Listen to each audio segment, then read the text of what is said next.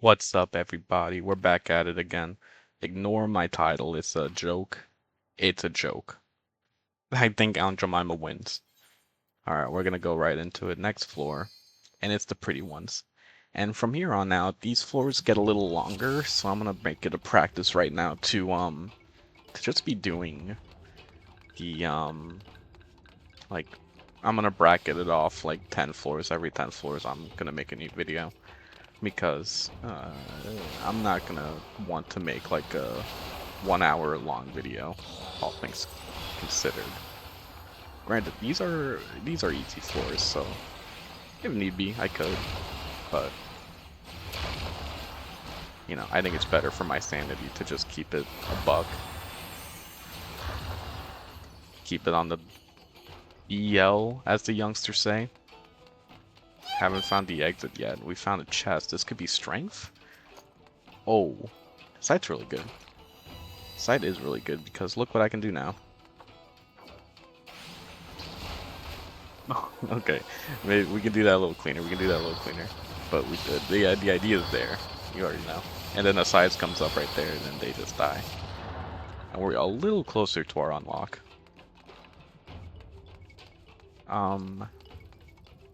And there I go saying again, like in the last video. I think there's potential to still mess around, still do some funny stuff on these floors. I think I need to practice playing safe. My thing with being deep dungeon no life, I think I'm better than where I actually stand. And you need to acknowledge the fact that you gotta be humble. You gotta realize. You gotta tell yourself, am I really good enough to do something like that within a split-second decision? And oftentimes that's not the case. So yeah. Let's try to ingrain some good, wholesome, big chungus energy. Make sure we can actually do what we plan on doing, say it out loud, and just clear. This doesn't have to be a complicated run at all in the slightest. It's heaven on high, on white mage. The only curse combo we have to worry about is damage dealt lower than, what's the other one? The no abilities. Like, that's all we have to worry about. And you know what? They're not even that bad. Because at least we can still heal between the autos. So how are you guys doing today?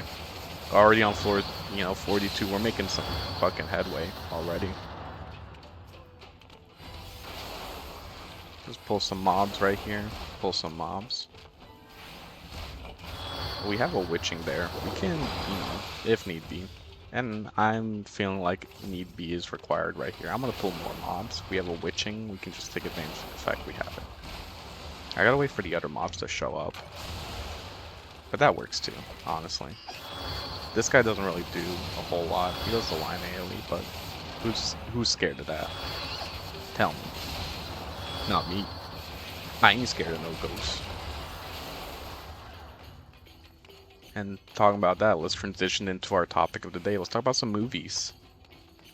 I think, in terms of movies, I have one favorite that nobody else in my friend group likes.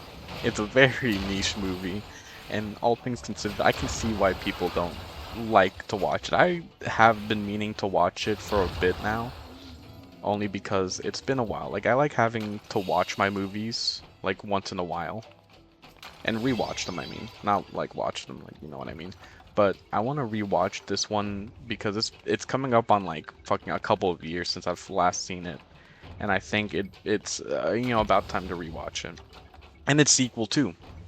I just have to remember what that sequel's name is. But, Happiness. 1998 Happiness. I forgot who directed it. But it is if you want like a good idea of what that movie's about, you can look up there's a video by Mr. GG, and that's how I found it initially, way back when I was like playing Pokemon ROM hacks. I was like, oh, this seems like a really good idea. This is a good movie, nice, and it's not.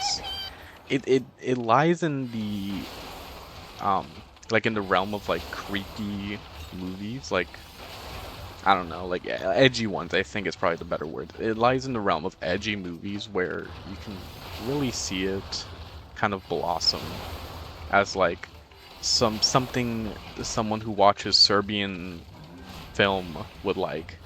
And it's not. It doesn't fall under that like at all. But you know, as an example, um, in the movie, it follows three sisters. One of the sisters is married to a pedophile, and he has two kids. You know, keep that in mind. And you learn that he's a pedophile early in the movie, and throughout the movie, you have to sit with that comfort, or you know, that my not the comfort, the discomfort. You have to sit with discomfort that he is interacting with his kids in this like vile manner. Like, you know, one of them's like a 12-year-old, and it's a terrible movie, horrible movie to be watching. But you just, I don't know. There is an art form to making something creepy, and that movie hits every fucking stroke. It literally hits hole-in-ones on every little facet of their stories. And so that's a movie I need to rewatch. A movie that's not as disgusting and deplorable. Um, there's a, oh, we got our first mimic.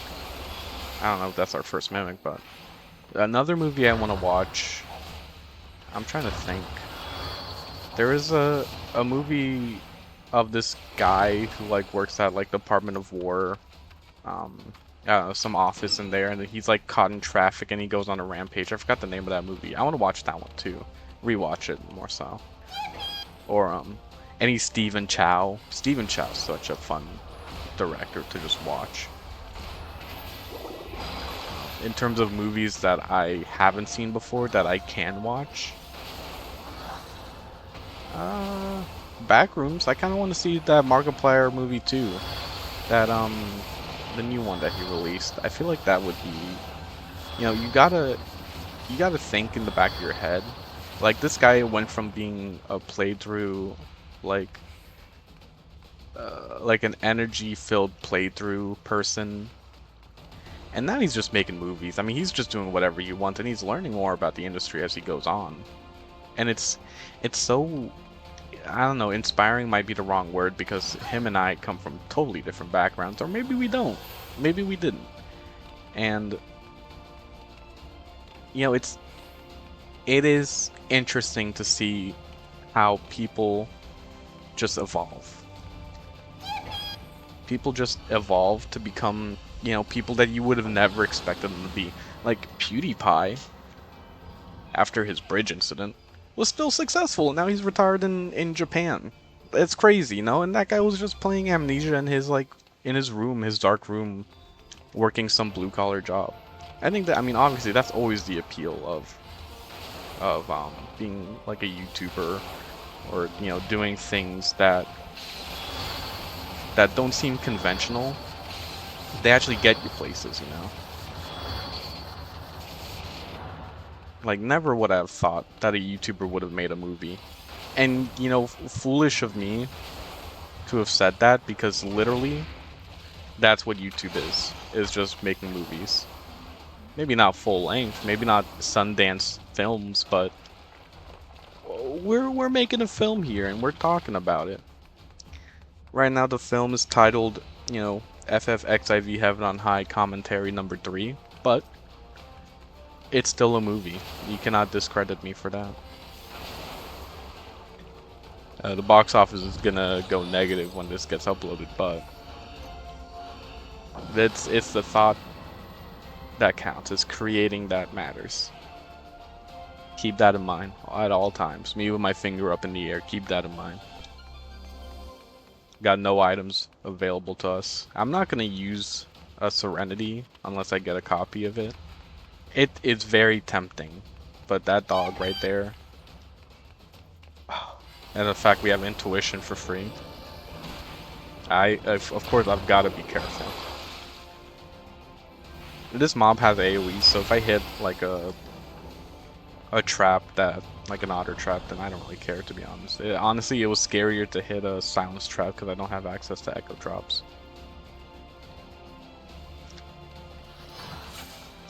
This is the defense one, so that's nice. We do have access to Magicite, so if we end up getting a Magicite, Or even a bomb chest, that'd be very nice. These guys are fully resistant to stun because they're a giant stone face. Go figure. Nothing in that room. I like to always hunt down my unlock room, just because it's simpler. I get like a place to work out of, and any patrols that walk by too are very easy to just catch and kill for like a quick minute. Like, these floors are not hard at all. 51 is when it actually gets a little tough, and they have a little more meat on their bones. Granted, I have strength up right now, so I mean, you know, when 2 + 2 = 4, you know, you have to assume that 4 - 2 is 2. Hopefully this mob is the last one. And we do get a strength. It's making me very tempted to Serenity this, because we have intuition, and honestly, I'm already tempted to do it. -500, I don't care. We have a couple of things going on here. We have a sight that's in the room. I think that's what this was. So we can play for lurings if we care about points, but I don't really care about points. There's a fun little tech that you can do with this thing if you have like head items. Very funny. I can show that off. That's the otter trap. That's what that looks like. There's a little pancake right there. Both mobs have, or both rooms have the same mobs, so might as well just do this. Just pull 2. This mob is a scarier one, because I think it does like some crazy shit. We only needed to kill 1 too, so that's fine. So the tech that I wanted to show off... Damn. I thought I could avoid the damage by dashing there. Is that if you use the head item and go into this little guy right here, you keep the head item. You're still a little Moai guy, but you have like the otter body, and I think that's really funny. I'm glad that, you know, that is a thing you can do. I'm pretty sure if you play around with like Realm Reborn Red and Leopard Head, that, you know, you still get that same effect. And you can still do things in this little otter body for a temporary bit of time. And it can be a little fun. So now we gotta wait for Serenity. I can always farm a floor later down the line, or even right now, because I still need that raising. Still need that re-raise, so I'm gonna pop a Fortune right there. Or not Fortune, Affluence. I'm gonna pop a Fortune as well.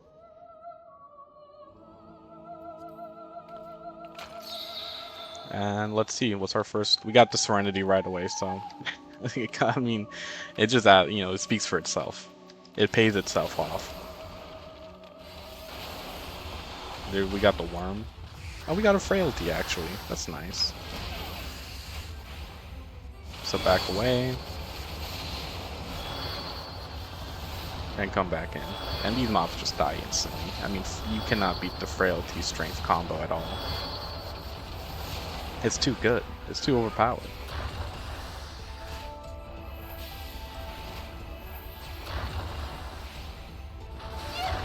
And we have an intuition here as well. Let's see what we have though. This could be a Magicite, it could be Elder. It's a mimic, it's the complete opposite of what we wanted. But you know what, this could spawn the silver chest that gives me the Elder Magicite, so I don't have to fight Onra or whatever that fucking boss's name is. Gave us alteration, that's good. We still need to cap out on our whatchamacallits. We have to cap out on our Pomander still. Like, I used this Affluence, hoping I can get the Affluence back. You always hope. Always hope you can get the Affluence back when you use it. Because if not,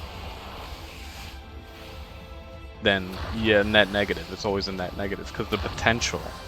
Affluence is such a funny Pomander. The potential of Affluence is what carries it. Because you can get every Pomander, every Magicite in the book from Affluence. Think about it. It's possible. Like, watch. These 2 blue chests only spawned because Affluence was up. Ignore the fact that we got a coffer. Ignore the fact that we got a coffer. This coffer could drop something though, and that could have been Affluence's fault. Look. And we got Affluence back. I mean, the potential is crazy. And you could say Fortune did that too. Fortune could never do that. Fortune is a broken commander that does not work. 0%. It adds legit 0% chance to any drops. I'm kidding on that. It adds a drop chance, but it doesn't feel like it does. It feels like it is broken. You can pop a Fortune, you can kill 10 mobs, and then out of those 10 mobs, you will get like no earnings back. You'll get nothing back. But an Affluence will drop a chest per floor or like per room, and you know you sit there with your head, you know, sullen after using a Fortune. But after an Affluence, it's like I feel like I'm in a rich town right now. We'll kill this guy. Let's see what he drops, if he drops anything. He's like literally 2 GCD mob right there. It's like it's floor 1. And we didn't really get anything from the mobs, I don't think, so that's fine. We came out on top. We came out with more than we needed. Or, well, exactly what we needed. I shouldn't even say more, because what did we really get? We got the Serenity, so yeah, we came out with more. Let's look positive on it. And we get a Strength this floor. I'm going to walk back for the Strength since I've got mine's ticking right now. And it's just a way to be efficient, so I can end up with I can end up with a Strength on the boss floor. Yeah, however much, you know, however many, much time left on it. And since I'm going to be walking back anyways, I'm going to be walking back for that. I'll be walking back for that. We got to be careful because we don't have the luxury of a Strength right now. But we do have a Frailty.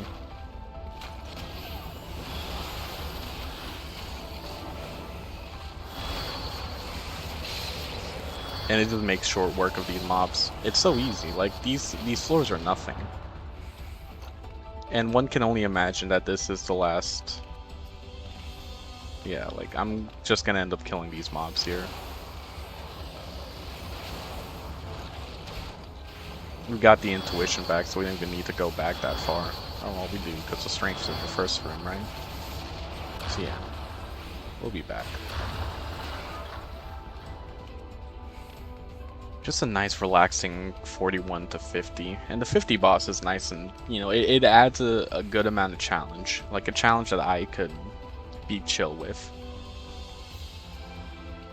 I say chill a lot. I've been saying chill a lot so far. I need filler words to keep the air going.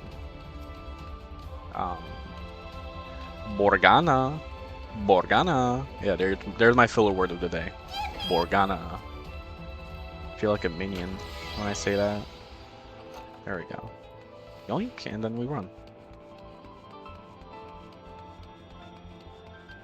And you know what? It's funny, we get the speed run on like everything. Like the speed run is like if you clear before it hits below 30 minutes. That's a speed run. That's what Yoshi P considers a speed run, is putting 30 minutes of your time when a dungeon with 4 players is like 15. So, get a speed run bonus, and we've been getting it consistently. Like I don't see myself not getting it until 5160. 5160 you have to be lucky to even clear it before 30 minutes. So, you know, this is just still a chill set. You still get to go through it like as if it was floor 1. And that's what I like about it. That's what I like about this deep dungeon in specific, is that it's very toned down. You get to the harder floors quicker though. And as you know, 51 to 60 is not even that much harder. I would say 61 is where it starts being like a challenge.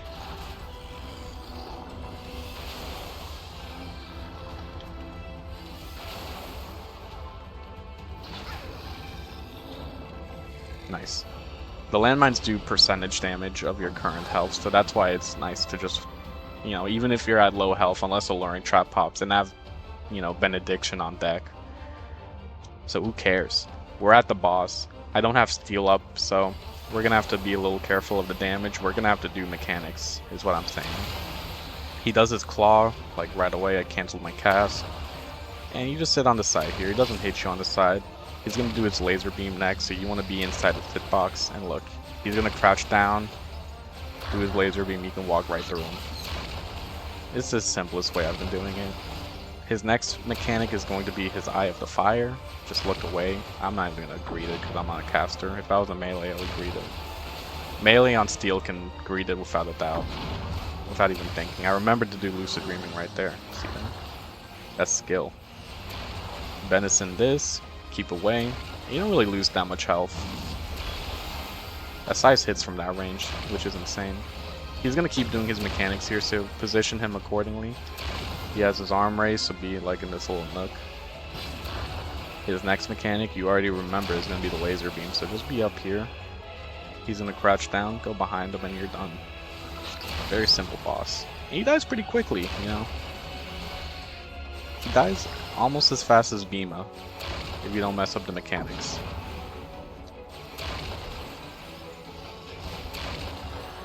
Yeah, I like the quality of the bosses on Heaven on High.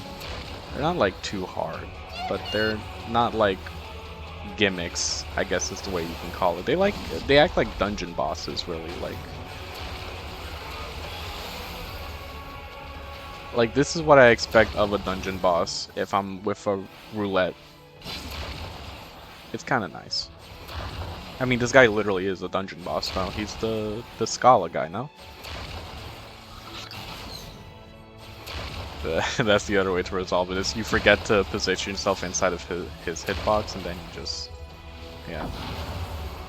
I forgot to be auto-attacking. Auto-attacks, look at that, 106.